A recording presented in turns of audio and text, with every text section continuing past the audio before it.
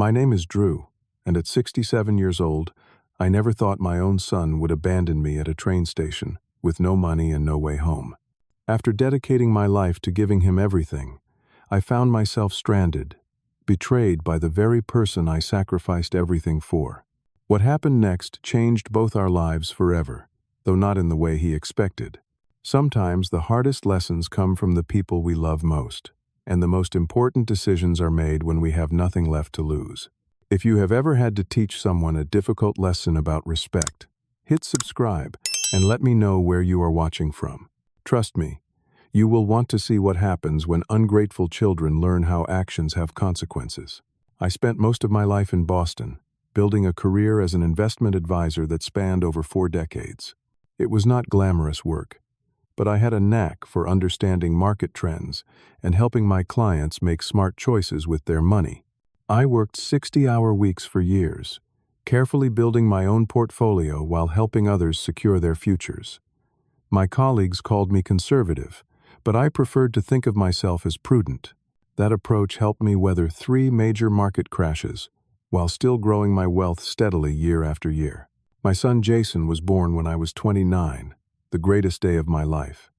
His mother, Elizabeth, and I had tried for years to have a child, facing disappointment after disappointment. When Jason finally arrived, with 10 perfect fingers and toes and a full head of dark hair like mine, I made a silent promise that I would give him everything I never had growing up. Those early years were beautiful. I remember teaching him to ride a bike in the park near our brownstone, his little face a mixture of determination and fear as I ran alongside him, gradually letting go as he found his balance.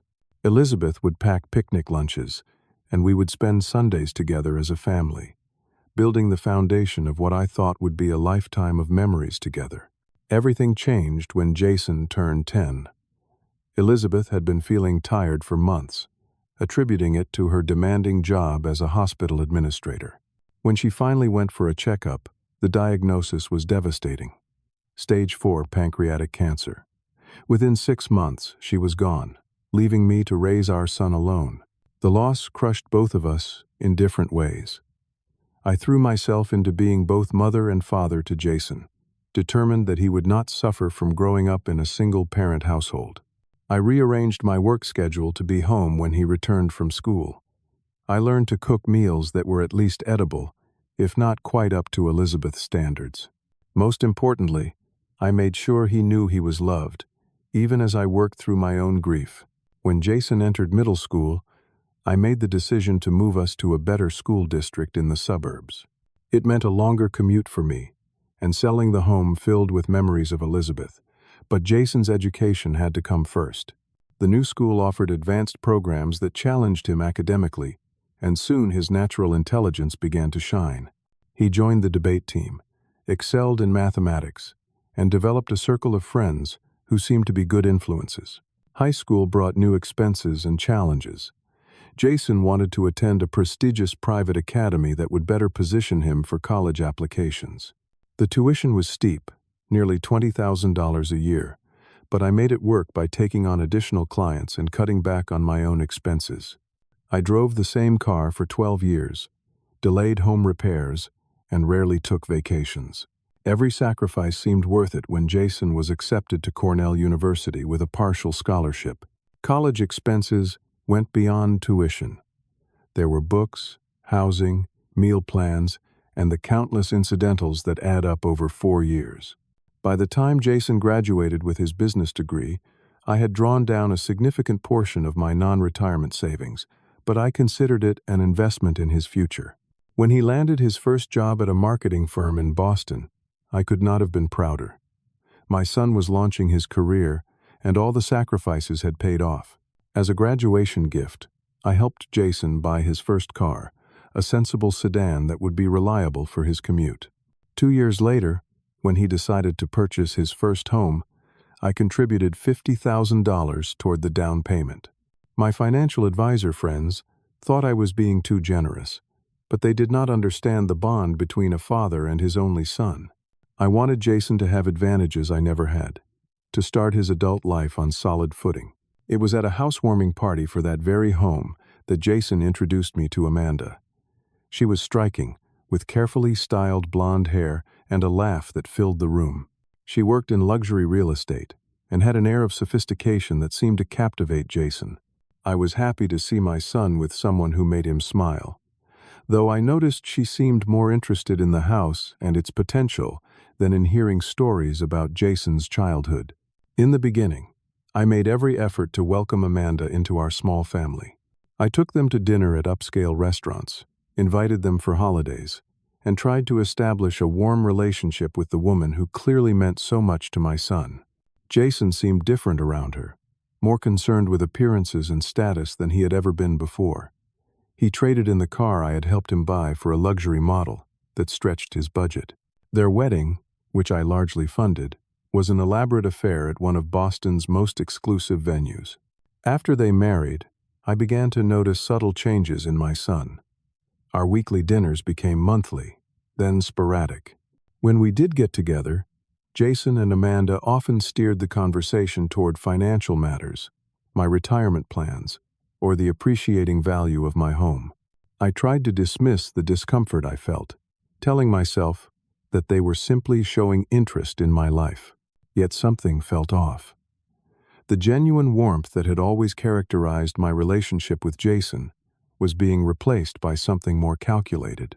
I began to wonder if I had somehow failed as a father, if, in trying to give him everything, I had somehow neglected to instill the values that Elizabeth and I had held dear: gratitude, integrity, and the understanding that relationships are more precious than possessions. The first time Jason asked me for a significant loan was 3 years after his marriage to Amanda. They had discovered structural issues in their home that required immediate repair, a $50,000 project their insurance would not cover. I wrote the check without hesitation, waving away Jason's promises to pay me back quickly. He was my son, and helping him was what fathers did. 6 months later came another request, this time for $30,000, to invest in a business opportunity that Jason claimed could not miss. Again, I provided the funds, happy to support his entrepreneurial spirit.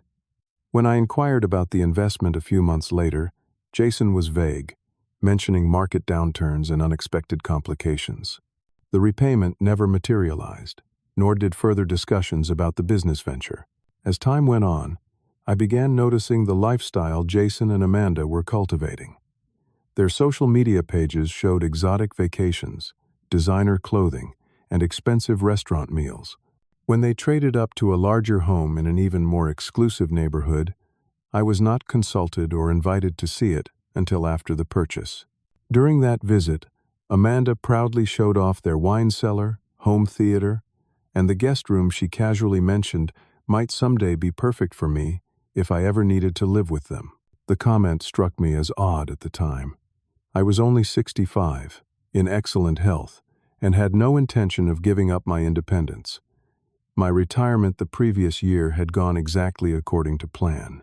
After 42 years in the investment industry, I had accumulated a nest egg of $2.7 million, carefully diversified across retirement accounts, brokerage investments, and some real estate holdings. Combined with Social Security and a small pension, I had more than enough to maintain my comfortable if modest lifestyle for the rest of my life, with plenty left over to someday leave to Jason. Jason seemed unusually interested in the details of my retirement. During our increasingly rare dinners, he would ask pointed questions about my portfolio allocation, whether I had updated my will recently, and if I had considered the costs of potential long-term care. On the surface, these questions seemed like the concerned inquiries of a loving son, but something in his tone made me uneasy.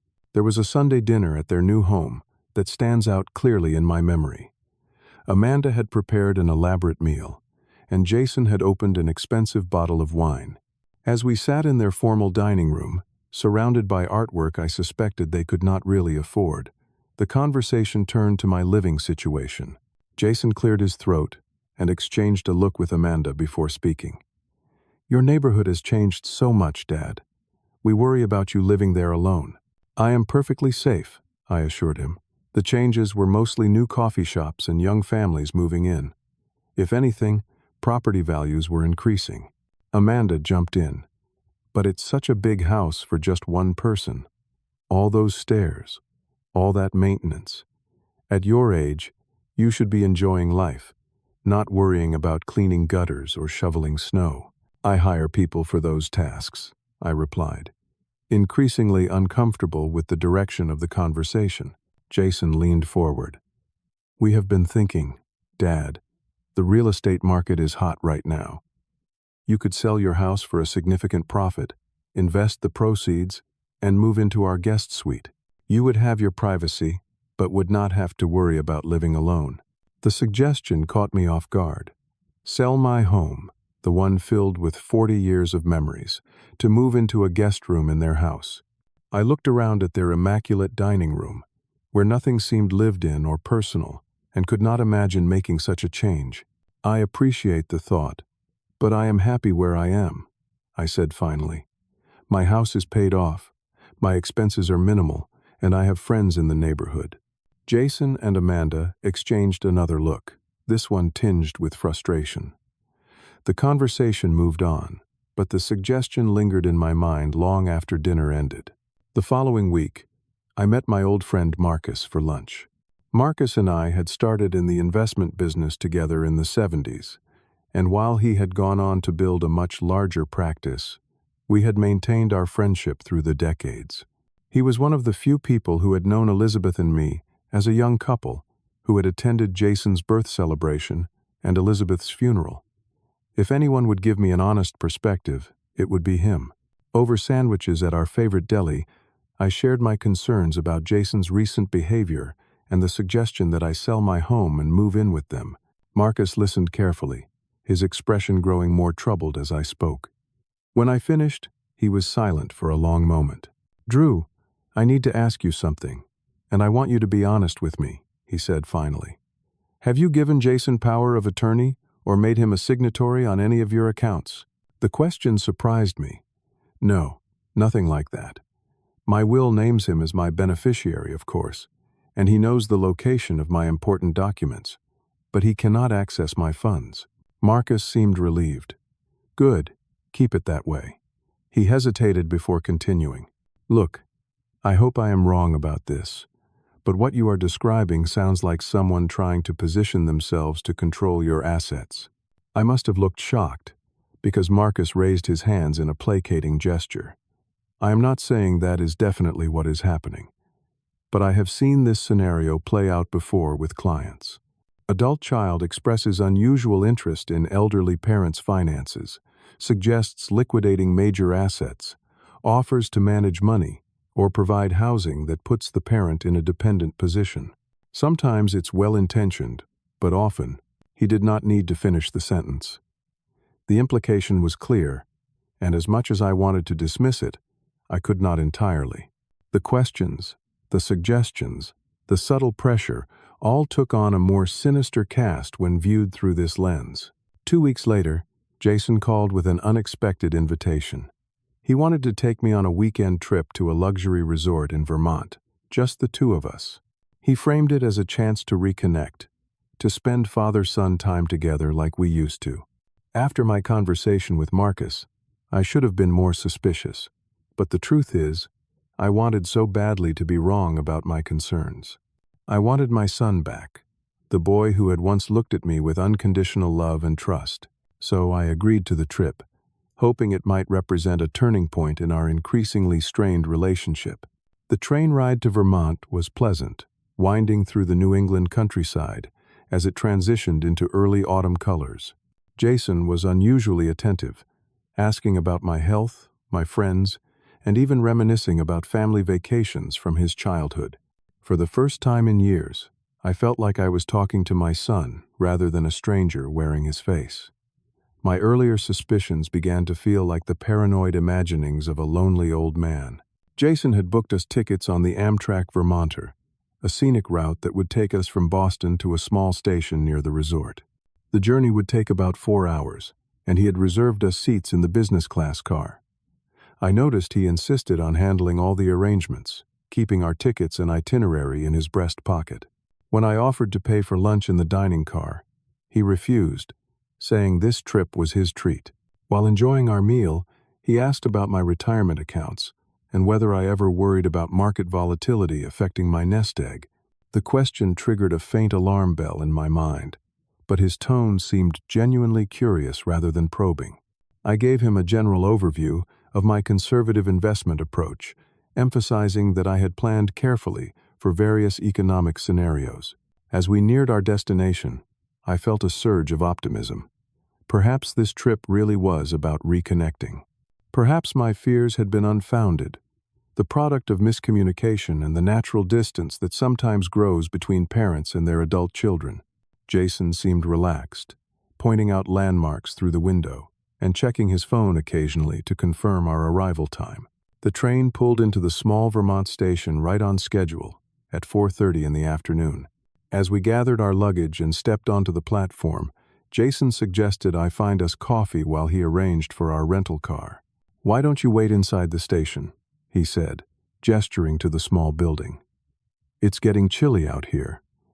I will get the car and pick you up out front in 15 minutes. Do you want to hang on to the bags or should I take them?" "I will keep my overnight bag," I replied, "but you can take the larger suitcase." It made sense, as the roller bag would be cumbersome on the uneven brick walkway leading to the station. Jason helped me put on my jacket before taking the larger bag. "Want me to put your wallet in your inside pocket?" he offered. "Safer there than in your back pocket when you are sitting." I thought nothing of it as he took my wallet and tucked it into my inner jacket pocket, patting it securely before giving me a quick hug. "See you in 15 minutes, Dad," he said with a smile that did not quite reach his eyes. "Get us both large coffees, black for me." I nodded and headed toward the station building, looking forward to a hot drink after the long journey. The station was charming in that distinctly New England way, with wooden benches and large windows overlooking the platform. Only a handful of other passengers milled about, most having been met by friends or family immediately upon arrival. I purchased 2 coffees from the small kiosk and found a bench near the front window where I could watch for Jason in the rental car. 15 minutes passed, then 20. At the 30-minute mark, I began to feel a growing unease. I reached for my phone to call him, only to discover it was at critically low battery, down to just 5%. When I dialed Jason's number, it rang several times before going to voicemail. I left a brief message asking where he was and saying I was waiting in the station. As I ended the call, I instinctively reached to put my phone away and check my wallet. That's when I realized something was wrong. The inner pocket where Jason had placed my wallet was empty. I searched all my pockets with increasing desperation. No wallet. I thought perhaps I had absent-mindedly put it elsewhere, but a thorough check confirmed it was gone.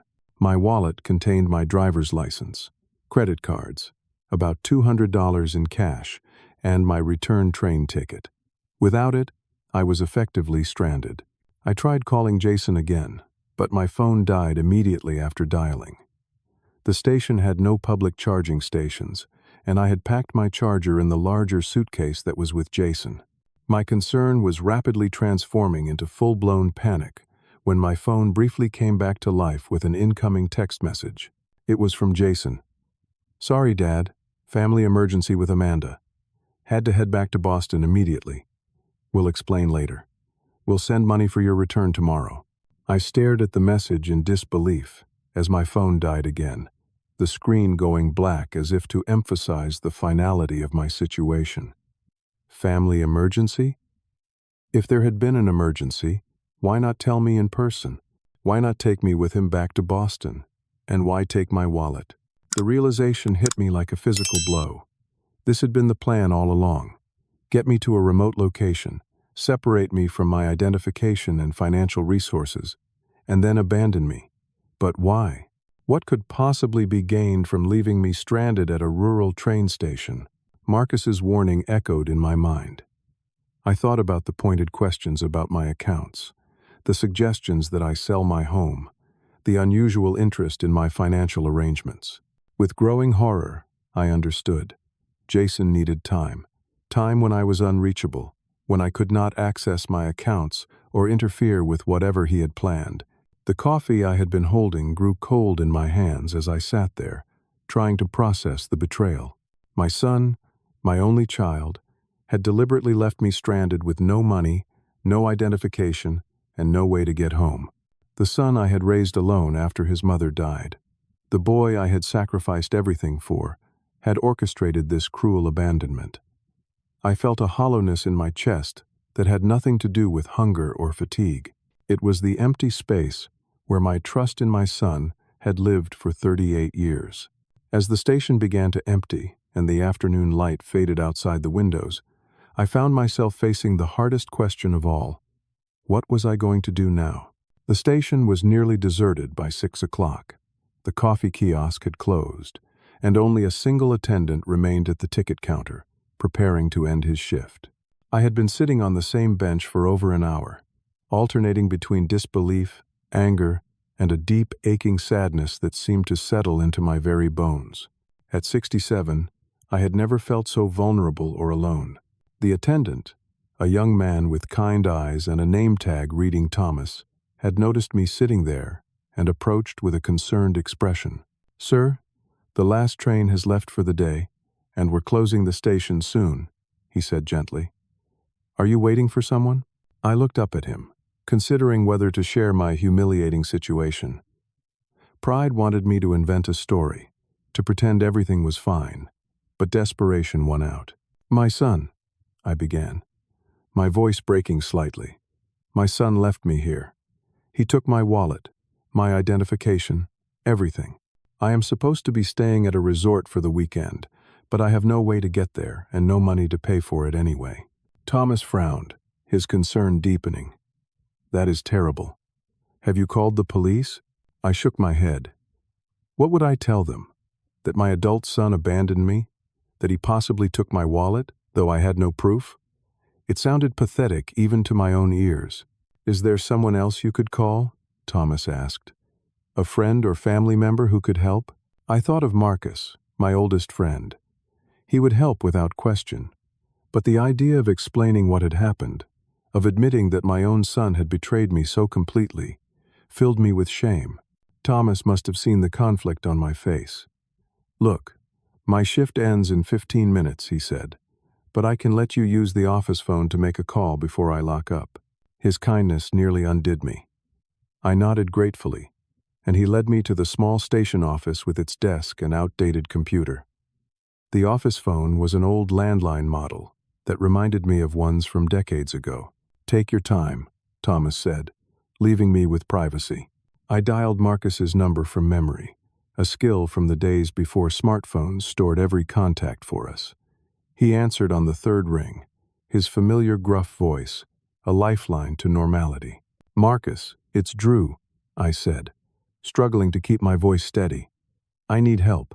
In halting sentences, I explained my situation, each word painful to speak aloud. Marcus listened without interrupting, only his occasional sharp intake of breath indicating his reaction. When I finished, he was silent for a moment before speaking. "Jesus, Drew, I'm so sorry. I can wire you money for a hotel and a train ticket home tomorrow. But there's something you need to know." My grip tightened on the phone. "What is it?" "Jason called me 2 days ago," Marcus said, his voice heavy.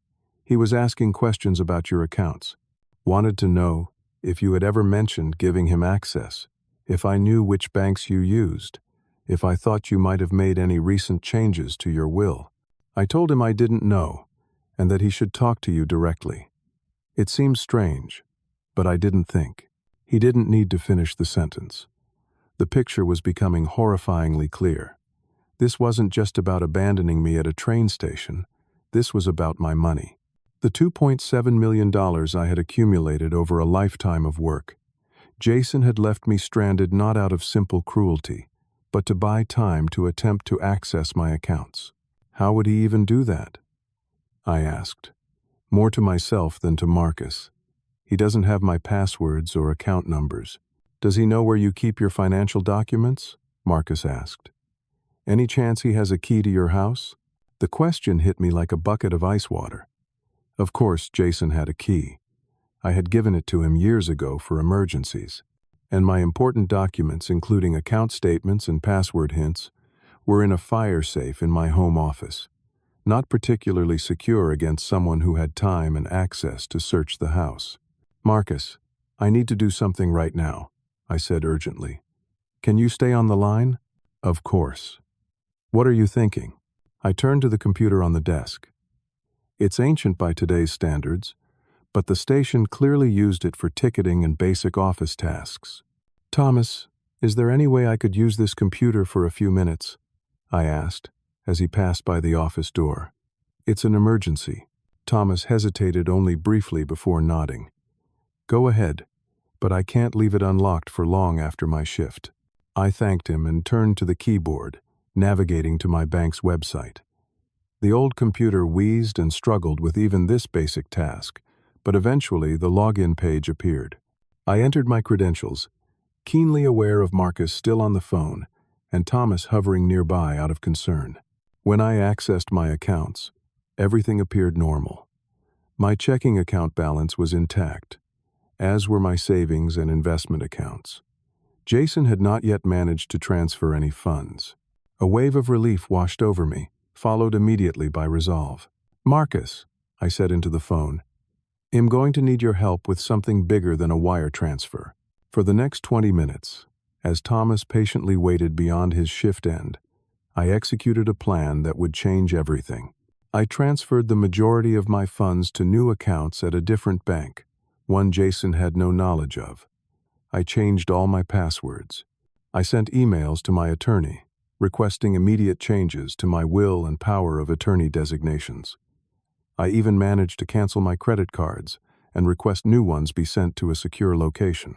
As I worked, I felt a strange calm replace the panic and betrayal.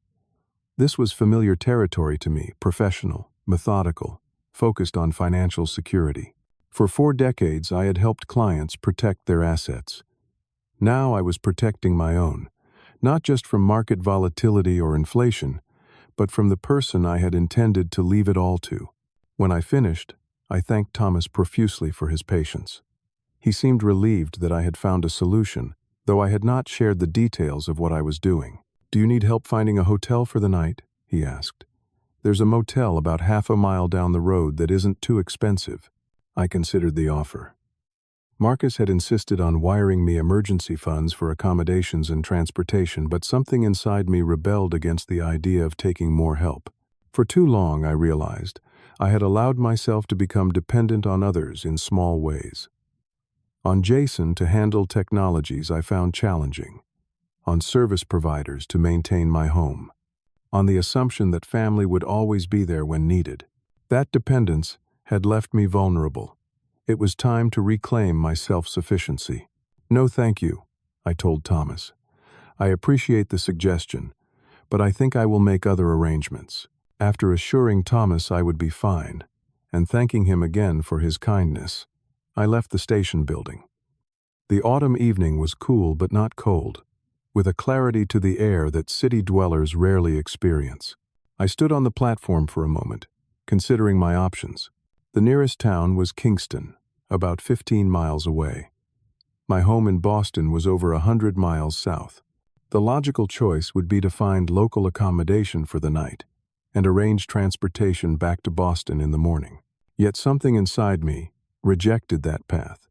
Perhaps it was pride, or perhaps a deeper need to prove something to myself. I had spent decades behind desks, making decisions that affected numbers on screens and papers. Now I faced a physical challenge, one that would test my endurance and resolve in a completely different way. I began walking.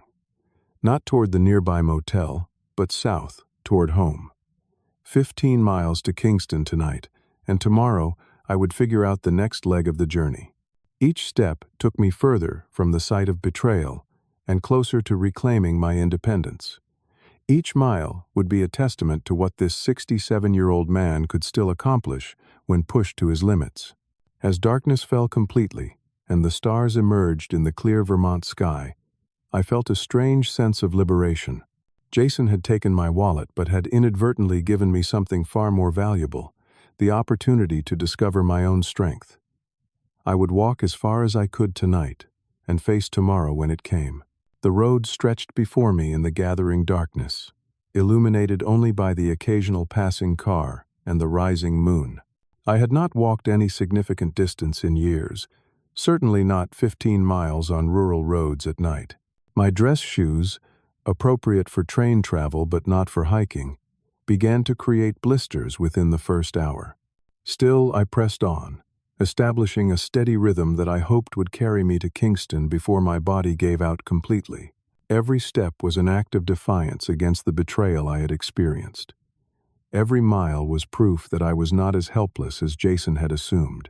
The physical discomfort, while considerable, provided a welcome distraction from the emotional pain that threatened to overwhelm me if I let my mind dwell on it too long.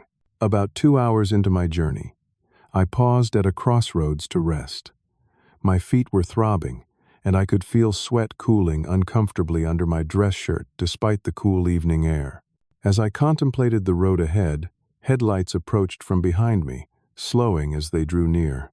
A pickup truck pulled alongside, and the driver, an older man, perhaps a few years younger than myself, rolled down his window. "You all right there, friend?" he called out. Not many folks walking these roads after dark. I hesitated, pride warring with practicality. "Just heading to Kingston," I replied finally. The man raised his eyebrows. "That's a fair piece away. Car trouble?" "Something like that," I admitted. He studied me for a moment, taking in my city clothes and obvious exhaustion. "Hop in," he offered. "I'm heading that direction myself." Under normal circumstances, I might have declined. In Boston, one does not simply accept rides from strangers. But these were not normal circumstances, and my blistered feet made a compelling argument for accepting help. The man's name was Harold, a retired carpenter who had lived in the area his entire life. He asked no probing questions about why I was walking alone at night, for which I was grateful. Instead, he pointed out local landmarks as we drove, speaking with obvious pride about the community he called home. When we reached the outskirts of Kingston, I directed him to a small diner that still showed lights despite the late hour. I had decided that food should be my first priority, having not eaten since the light lunch on the train. "You sure this is where you want to be dropped?" Harold asked, clearly concerned that I had no obvious destination. "This is perfect, thank you," I assured him. "I have arrangements from here." It was a lie, but a necessary one. Harold's kindness had already gone above and beyond what could be expected of a stranger.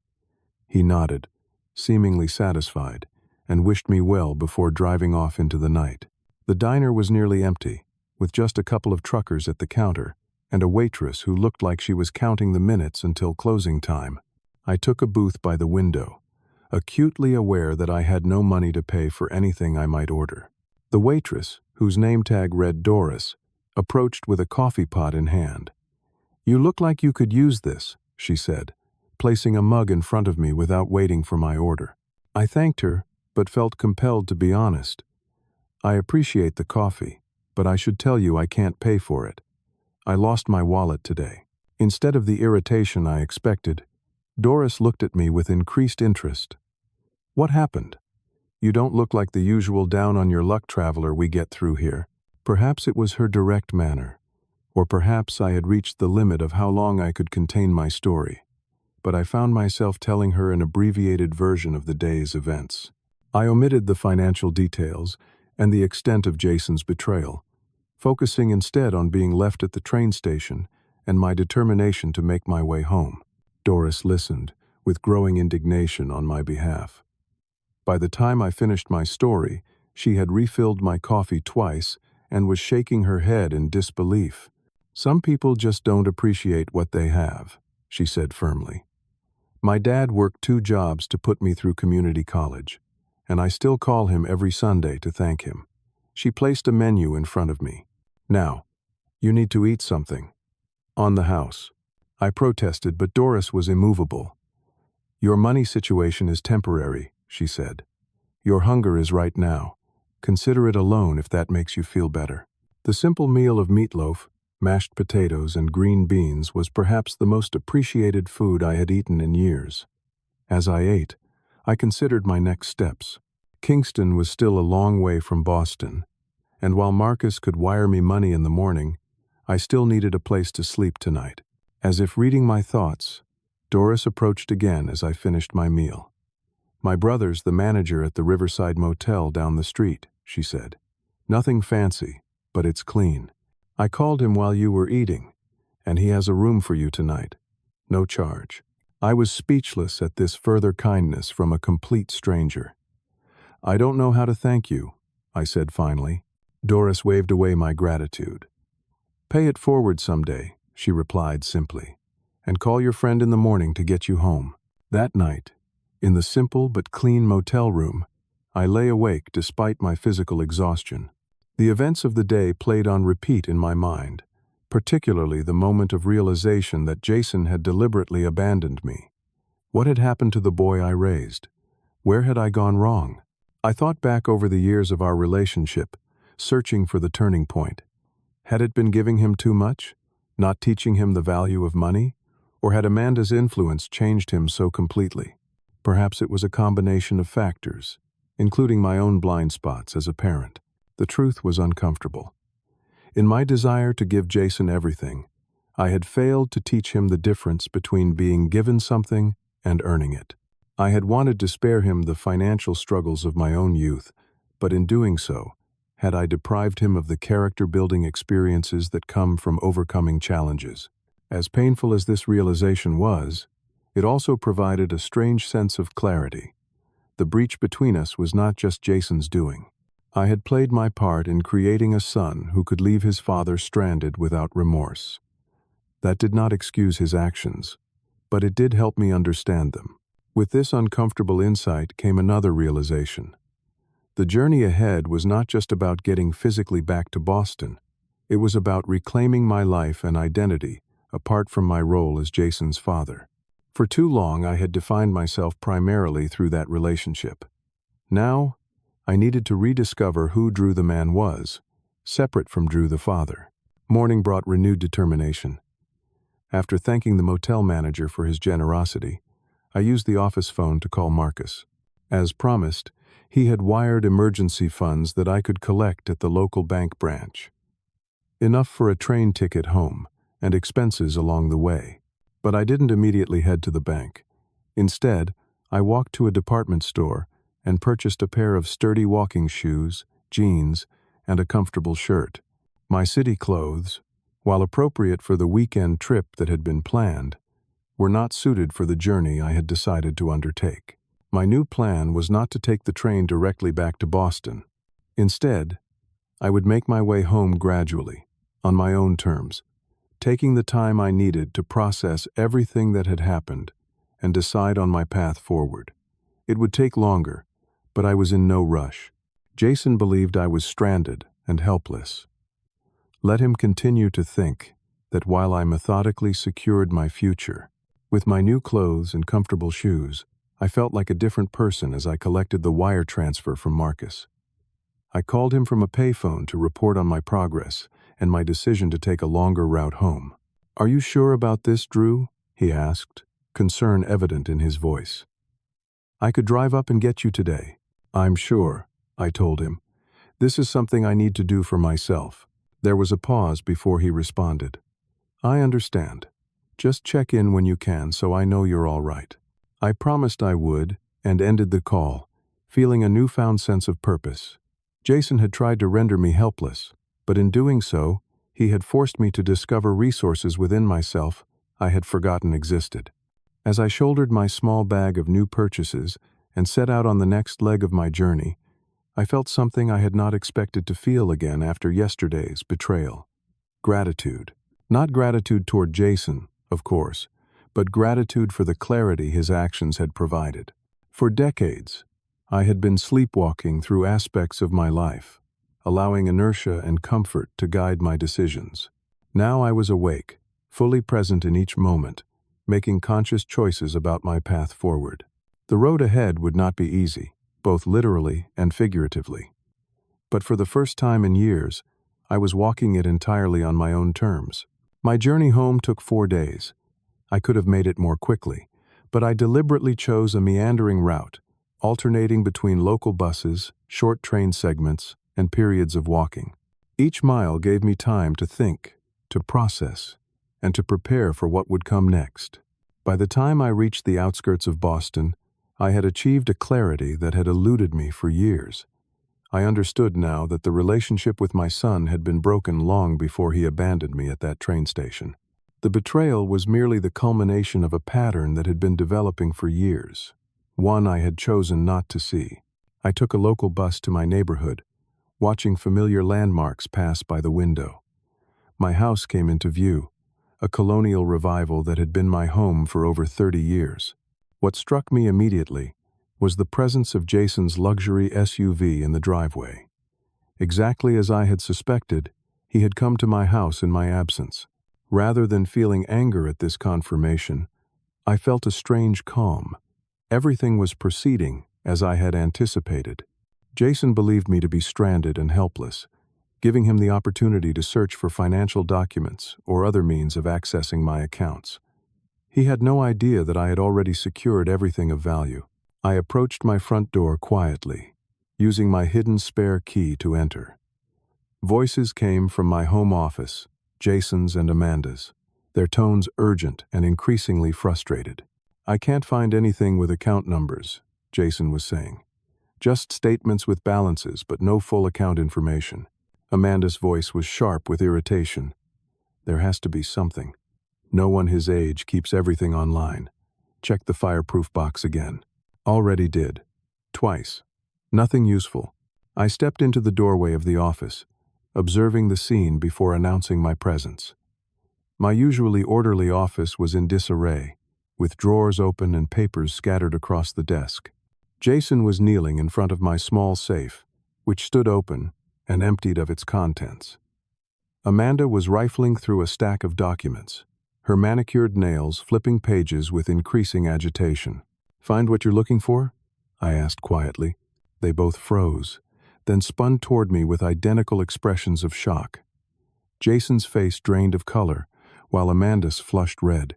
For a moment, no one spoke. The only sound in the room our collective breathing. Jason recovered first, his expression transforming from shock to feigned relief with practiced ease. "Dad, thank God you're okay. We have been so worried." He started toward me as if to embrace me, but I held up a hand to stop him. The gesture was small but definitive, and he halted mid-step.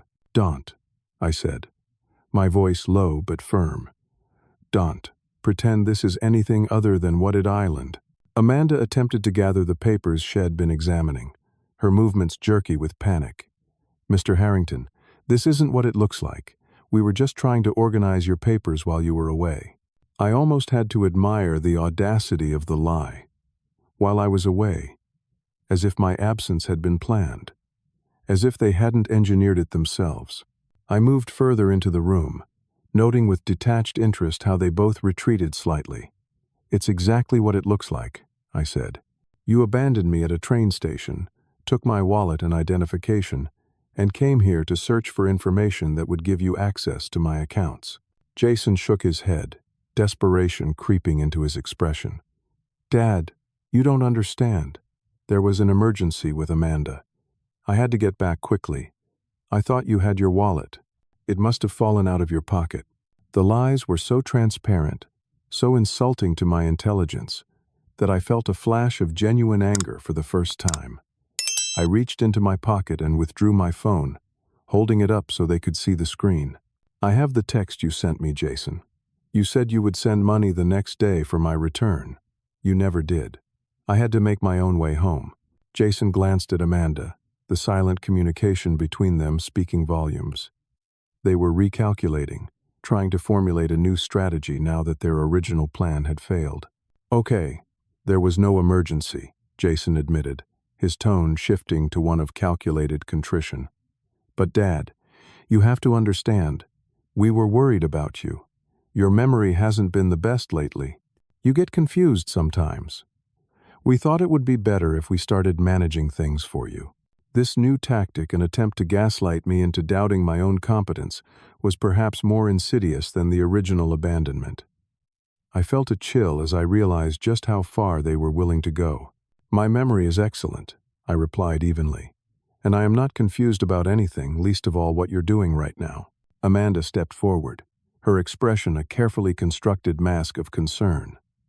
"Mr. Harrington Drew, we only want what's best for you.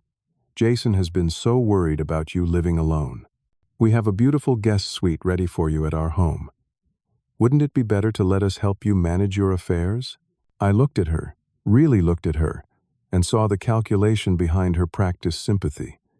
How had I not recognized it before? The pattern was so clear now.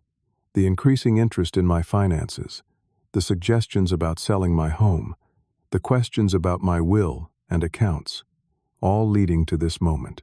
"Let me be perfectly clear," I said, my voice steady. "I have made some financial adjustments in the past few days.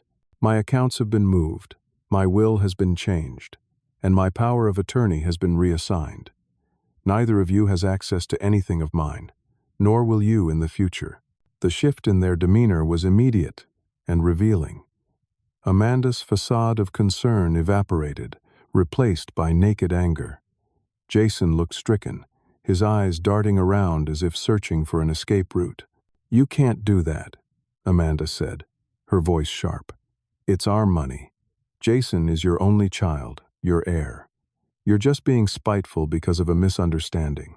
I raised my eyebrows at her use of our money, a telling slip that confirmed everything I had suspected about their motivations. "It's my money," I corrected her. "Earned over 40 years of hard work, and I can do whatever I want with it." Jason seemed to realize that the situation was spiraling out of their control. He adopted a placating tone, hands raised in a gesture of surrender. "Dad, let's all calm down. We can talk about this reasonably. I admit we made a mistake with the train station thing. It was poorly handled. But our concerns are genuine. We're family." The appeal to family, those words that had held such power over me for so long now, rang hollow. "Family doesn't abandon family at train stations," I replied. "Family doesn't search through private documents looking for account numbers. Family doesn't lie about emergencies or try to convince someone they're losing their memory when they're not." Jason flinched at each statement, but I wasn't finished. "I want you both to leave my house now," I continued. "Leave your key on the table on your way out." Amanda's expression hardened into something ugly. "You can't just cut us off. Well, contest this. Well, get a competency hearing. No judge will believe you're capable of managing your own affairs at your age, especially after wandering around Vermont alone." The threat might have frightened me a few days ago. Now it merely confirmed that I had made the right decision. "Try it," I said calmly. "My doctor will testify to my excellent health, both physical and mental. My financial advisor will confirm my continued competence in managing complex investments. And I have witnesses to what you did at the train station." This last part was a bluff, but they had no way of knowing that. I watched doubt creep into their expressions. Jason made one final attempt. "Dad, please. I'm your son, your only family. You can't just throw away 38 years over one mistake." "It wasn't one mistake, Jason," I replied, feeling a profound sadness beneath my resolve. "It was the final mistake in a long pattern of choices that have shown me who you really are, who you have chosen to become." I moved to the doorway, gesturing for them to precede me out of the office. "This isn't a negotiation. Please leave now, or I will call the police and report you for trespassing and attempted financial exploitation of an elder. I have Marcus as a witness to your inquiries about my accounts." The mention of Marcus and potential legal consequences seemed to finally penetrate. Jason's shoulders slumped in defeat, while Amanda glared at me with undisguised hostility. "This isn't over," she hissed as they gathered their belongings. "You'll regret this when you're alone and need help. Don't come crawling to us when you can't take care of yourself anymore." I stood by the front door, watching as they walked to their car.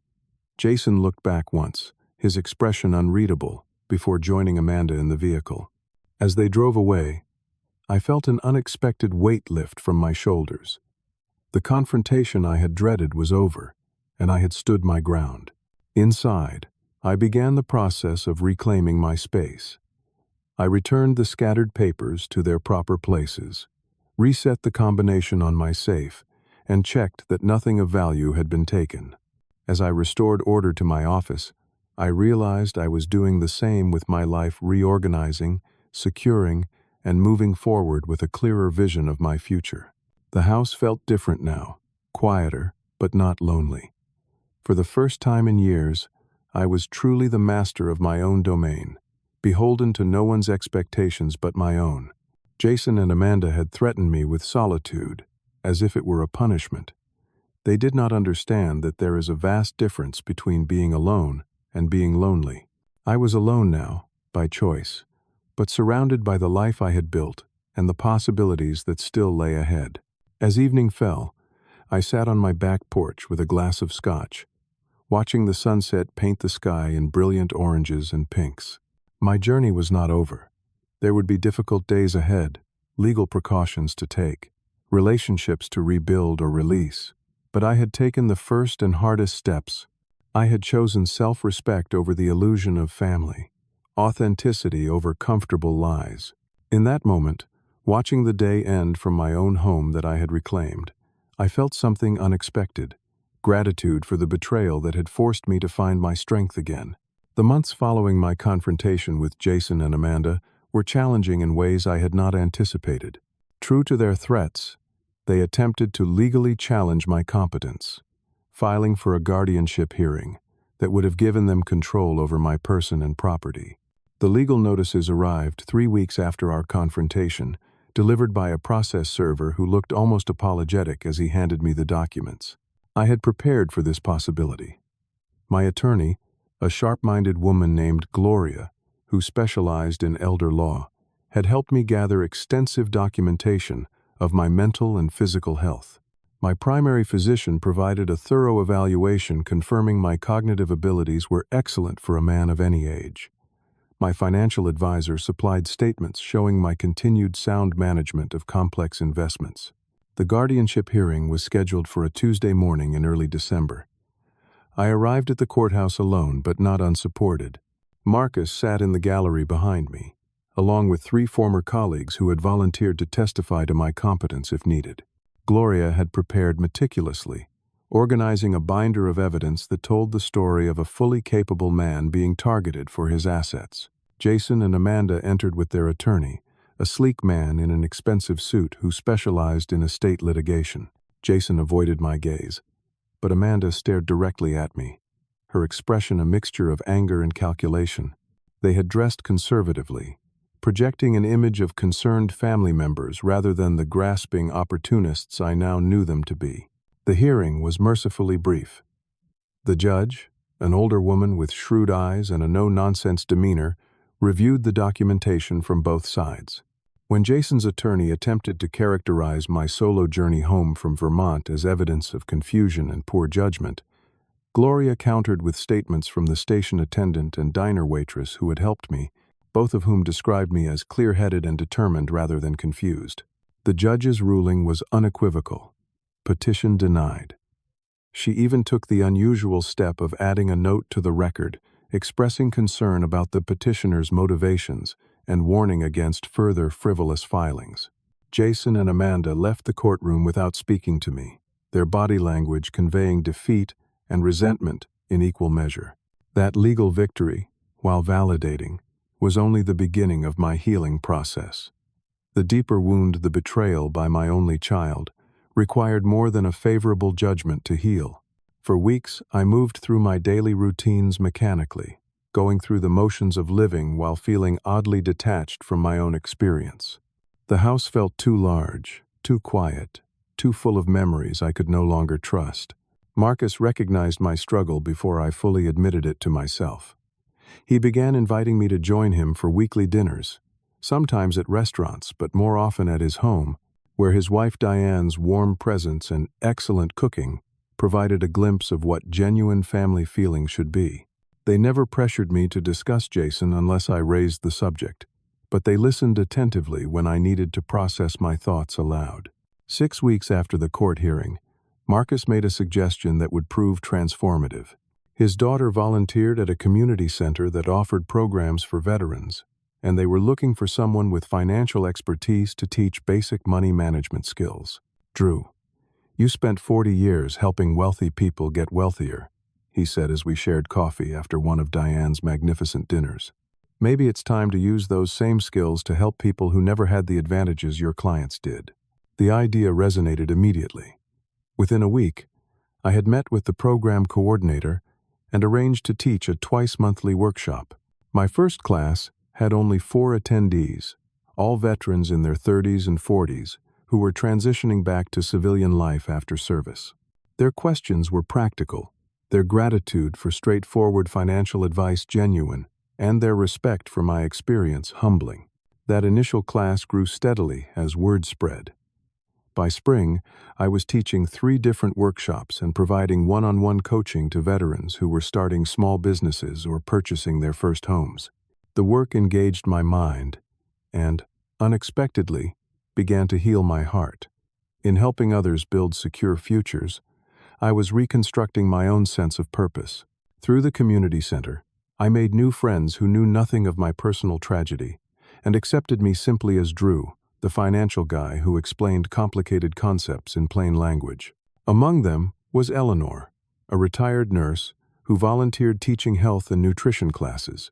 Our friendship developed naturally, beginning with shared lunches between our respective workshops and evolving into regular walks along the Charles River and occasional symphony performances. Eleanor had her own history of family complications, having raised 2 daughters as a single mother, only to have one cut contact after marrying a controlling husband. Her understanding of familial estrangement came from lived experience rather than professional training, making her insights particularly valuable to me. "Do you know what I had to learn the hard way?" she asked me one afternoon as we walked along the riverbank. "Loving someone doesn't mean you have to keep them in your life if they hurt you. Sometimes the most loving thing you can do for both of you is to step back and let them face the consequences of their choices." That perspective helped me navigate the complex emotions I still felt toward Jason. I could acknowledge my love for him, my son, the baby I had held in my arms, the boy I had taught to ride a bike, while also accepting that the adult he had become was someone I could not safely keep in my life. The 2 truths could coexist without negating each other. Spring turned to summer, and I found myself emerging from the darkness that had enveloped me after the betrayal. My days had regained purpose and texture. I had established new routines that reflected my own preferences rather than accommodating anticipated visits from Jason that rarely materialized. I planted a vegetable garden in my backyard, joined a book club at the local library, and even took guitar lessons, fulfilling a long-deferred interest in music. It was in late August, nearly a year after the train station incident, when I encountered Jason unexpectedly. I was leaving a local coffee shop when I saw him sitting alone at an outdoor table, staring into his cup with an expression of such dejection that I almost didn't recognize him. He had lost weight, and his usually meticulous appearance had given way to something more disheveled, his shirt wrinkled, his hair longer than he typically wore it. I could have walked past unnoticed. Part of me wanted to. But another part, the part that remembered him as a small boy with skinned knees looking to his father for comfort, couldn't turn away. I approached his table, my heart pounding with an emotion I couldn't immediately identify. "Jason," I said quietly. He looked up, startled, his eyes widening with recognition. For a moment, he seemed unable to speak, his expression cycling rapidly through surprise, shame, and something that looked almost like relief. "Dad," he finally managed, half rising from his chair before sinking back down as if uncertain of his welcome. "May I sit?" I asked, gesturing to the empty chair across from him. He nodded wordlessly, watching me with the wariness of someone expecting a blow. We sat in uncomfortable silence for several seconds before he spoke again. "I didn't expect to see you here," he said, his voice rough. "I thought you might have moved away." "Still in the same house," I replied evenly. "Same routines, more or less." Another silence stretched between us, heavy with unspoken words. Jason looked thinner up close, with shadows under his eyes that spoke of troubled sleep. "Amanda and I separated," he said abruptly, staring down at his coffee. 3 months ago. The divorce will be final next month." I absorbed this information without comment, waiting for him to continue. "She was," he started, then stopped, seeming to reconsider his words. "After what happened with you, things between us changed. Or maybe I just started seeing clearly what was already there." He looked up at me, his expression haunted. "Dad, what we did to you, what I did." The apology hung unfinished between us. Part of me wanted to make it easier for him, to offer absolution before it was fully earned. The wiser part stayed silent, allowing him the opportunity to take full responsibility without mitigation. "It was unforgivable," he said finally, his voice barely audible. "I keep trying to understand how I could have done something so cruel to anyone, but especially to you. I've been seeing a therapist, trying to figure out why I became someone who could do that." The raw honesty in his voice reached something deep within me. Not enough to erase the past year, but enough to crack open a door I had believed permanently closed. "Are you finding answers?" I asked. "Some," he nodded, running a hand through his unkempt hair. "None that excuse what I did, but understanding the patterns, the influences." He trailed off, then met my gaze directly. "I don't expect forgiveness, Dad. I wouldn't forgive me either. I just want you to know that I see now what I did, and am trying to be different." In that moment, looking at my adult son struggling with the weight of his own actions, I felt an unexpected clarity. The future of our relationship, whatever form it might take, would depend not on forgetting the past, but on building something new that acknowledged it honestly. "I don't know what forgiveness looks like in this situation, Jason," I told him truthfully. "I don't think it's a single moment or decision. But I do believe in the possibility of change, of growth. I've experienced it myself this past year." His eyes widened slightly at this opening, however small. Would you be willing to talk again sometime?" he asked hesitantly. "Maybe coffee or—" I considered his request, weighing my own healing against the potential risks of reopening communication. I need to know that any relationship moving forward would be built on different terms, I said finally. No financial entanglements, no expectations about inheritance or support, just two adults choosing to be in each other's lives because of genuine care, not obligation or opportunity. Jason nodded earnestly.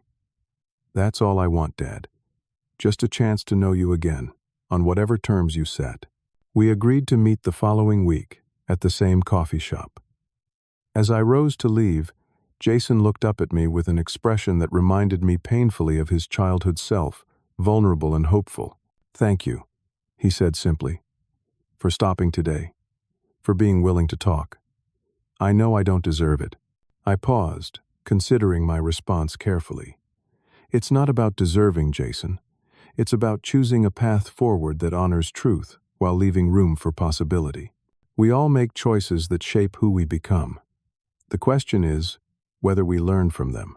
As I walked away, I felt neither the sharp pain of betrayal nor the uncomplicated love of our earlier years. Instead, I experienced something more nuanced, a cautious hope tempered by hard-won wisdom. The future remained unwritten, but I would approach it with eyes wide open, protecting my hard-won independence while remaining open to authentic connection. In the months that followed, Jason and I rebuilt a fragile relationship on new foundations. Our weekly coffee meetings evolved into occasional shared meals and, eventually, honest conversations about the past and possible futures. He continued his therapy, working to understand the patterns that had led him to value money over relationship, acquisition over integrity. I maintained my boundaries, neither expecting too much nor closing myself off to genuine change. The relationship we have now bears little resemblance to what we had before. It is more honest, more conscious, more intentional. There are still difficult moments, still echoes of old patterns that require vigilance. But there is also growth for both of us.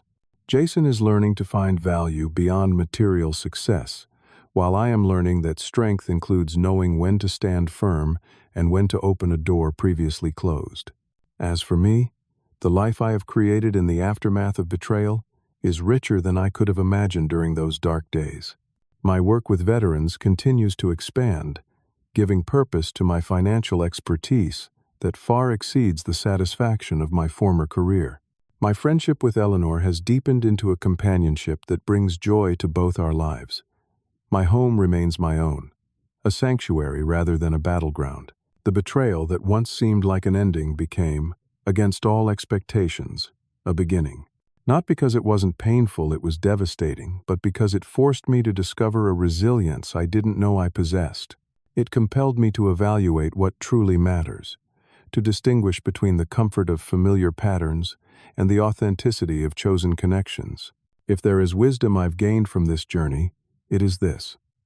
Our greatest growth often comes from our deepest wounds, not because suffering itself is valuable, but because it can strip away illusions and force us to rebuild on truer foundations. The value of what we possess, whether relationships, achievements, or material resources, lies not in their permanence, but in our relationship to them. Do they expand our capacity to engage with life, or do they diminish it? Do they foster genuine connection, or do they substitute for it? And perhaps most importantly, true wealth isn't measured in dollars or possessions, but in self-knowledge, integrity, and the courage to stand alone when necessary. No one can take these from you once you claim them for yourself. What was your most difficult lesson about trust and boundaries? Have you ever had to rebuild a relationship after betrayal? Or decide that some relationships cannot be salvaged? Share your story in the comments below. And if this account resonated with you, please subscribe to hear more reflections from a life of unexpected lessons. Remember that whatever challenges you're facing, you likely possess more strength and resilience than you realize. Thank you for walking this path with me today, and may you find wisdom in your own journey, however winding it may be.